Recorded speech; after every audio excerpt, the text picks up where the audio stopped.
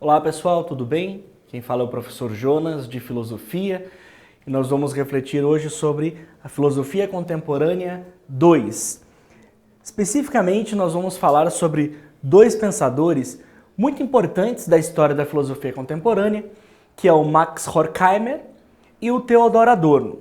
Horkheimer nasceu em 1895, morreu em 1973, e o Adorno em 1913, falecendo em 1969. O Adorno e o Horkheimer são dois pensadores, filósofos, expoentes da chamada Escola de Frankfurt, ou seja, a escola cujo nome leva o Instituto de Pesquisa Social, melhor dizendo, cujo nome leva Escola de Frankfurt. O Instituto de Pesquisa Social nasceu na Alemanha com o objetivo de pensar a sociedade criticamente. É uma reunião de pensadores, filósofos, sociólogos, matemáticos, psicólogos, historiadores, que pensam a partir da sociedade do século XX, do contexto da sociedade do século XX, buscam pensar as questões sociais que envolvem essa sociedade, o ser humano, e um modo de pensar, o modo de agir do homem dessa época. Muito bem, Adorno e Horkheimer são os expoentes da Escola de Frankfurt, são os dois grandes idealizadores da Escola de Frankfurt. Adorno e Horkheimer, sobretudo Adorno, depois desenvolvem uma série de outros textos muito importantes dentro da história da filosofia. O fato é que ambos precisaram sair da Alemanha por conta da ascensão do regime nazista e foram parar nos Estados Unidos. Ocorre que, à medida em que esses indivíduos, esses pensadores, chegam aos Estados Unidos, eles têm como que uma guinada, uma virada de pensamento. E é nesse momento, já nos Estados Unidos, vivenciando um outro tipo de existência, não a guerra, não um regime totalitário, mas a perspectiva já muito fortemente do comunismo, melhor dizendo, do capitalismo. Adorno e Horkheimer idealizam, enxergam um tipo de sociedade totalmente diferente daquela sociedade que até então, inclusive, eles pensavam. Pois bem, as bases, ou a base de pensamento do Adorno e Horkheimer, são as teorias marxistas. Ocorre que Adorno e Horkheimer acabam como que rompendo com o pensamento do Marx, sobretudo porque, se vocês recordam-se, o Marx, ao analisar a sociedade urbano-industrial capitalista, ele classifica a sociedade como capitalismo exploratório, ou seja, a sociedade dividida em classes, a burguesia e o proletariado, e a necessidade de revolução por parte do proletariado para tentar superar as misérias provenientes e ocasionadas pelo capitalismo. O que acontece é o seguinte: Adorno e Horkheimer, ao mudarem-se para os Estados Unidos, eles percebem que esse tipo de tratativa do capitalismo, ou seja, enxergar o capitalismo a partir de uma perspectiva dominante, predatória, exploratória, já não vale mais para o século XX. Ou seja, o Marx estaria lidando com um tipo de capitalismo, ao passo que a sociedade do século XX já está lidando com outro tipo de capitalismo. Não é mais um capitalismo exploratório, mas é um capitalismo encantador. O que significa dizer que Adorno e Horkheimer não podem utilizar a saída, a solução do Marx para o tipo de capitalismo do século XX. Isso por quê? Porque as pessoas não acham ruim o capitalismo, pelo contrário. Adorno e Horkheimer perceberam um encantamento por parte das pessoas que foi ocasionado pelo capitalismo. Ou seja, imaginar que a superação do capitalismo, como queria Marx, seria através da revolução do proletariado, já não cabe mais para Adorno e Horkheimer, uma vez que nós não estamos mais falando de um tipo de capitalismo do tipo exploratório, como Marx compreendia, mas é um capitalismo que explora, obviamente, mas que explora a partir de um encantamento, a partir de um entorpecimento. Ou seja, segundo o Adorno e Horkheimer, os canais de emancipação, ou seja, a possibilidade de saída do capitalismo, eles estão fechados. Adorno e Horkheimer são, nesse sentido, um tanto quanto reticentes ou pessimistas em relação à superação do capitalismo, ok? Pois bem, o fato é que, pensando a sociedade do século XX, Adorno e Horkheimer observam que tal sociedade ela sofre influência das forças que eles denominam de indústria cultural. Vamos analisar o termo ou as duas palavras e entender um pouco, no primeiro momento, a noção de indústria cultural. Começando por cultura. O que é cultura? Sobretudo em termos sociológicos. Cultura, muito embora não haja uma ideia única de cultura, grosso modo, de maneira geral, cultura significa aquilo que identifica uma sociedade. Ou seja, os padrões de comportamento, aquilo que marca a essência e a identidade de um povo, de uma comunidade, de uma sociedade. Qual que é o papel da indústria? É produzir. E produzir em série, produzir em massa. Muito bem.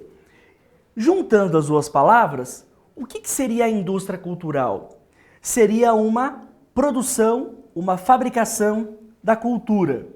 Ora, mas a cultura, se ela marca a essência do ser humano, se ela molda a essência do indivíduo, e se no século XX percebem Adorno e Horkheimer, a cultura ela está sendo controlada, significa que a cultura está sendo produzida.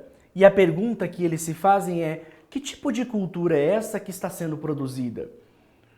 Quais são as consequências sociais, individuais e culturais de uma produção controlada da cultura?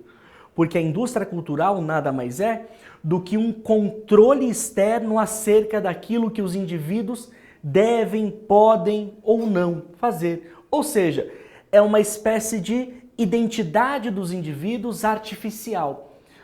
Na indústria cultural, dirá Adorno e Horkheimer, nós assumimos certos padrões, certos pensamentos, certas atitudes que acreditamos serem nossas, mas quando na verdade não são nossas, mas são plantadas, ou seja, são produzidas de modo artificial, mas nós tomamos como algo natural. Pois bem, a indústria cultural, está escrito em Giovanni Reale e Dario Antiseri, a indústria cultural perfidamente realizou o homem como ser genérico. Cada qual é cada vez mais somente aquilo pelo qual pode substituir qualquer outro.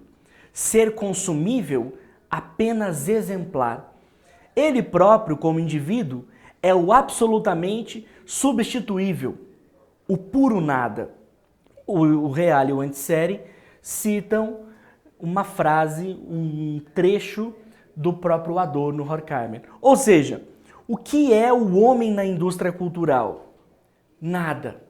Ou, se nós quisermos, é tudo aquilo que se possa fazer dele como uma possibilidade, uma perspectiva de transformá-lo em ninguém. É um mero joguete. O homem passa a ser um tipo de fantoche do poder da indústria cultural. E essa indústria cultural é controlada por qual tipo de força? Pela força do capitalismo.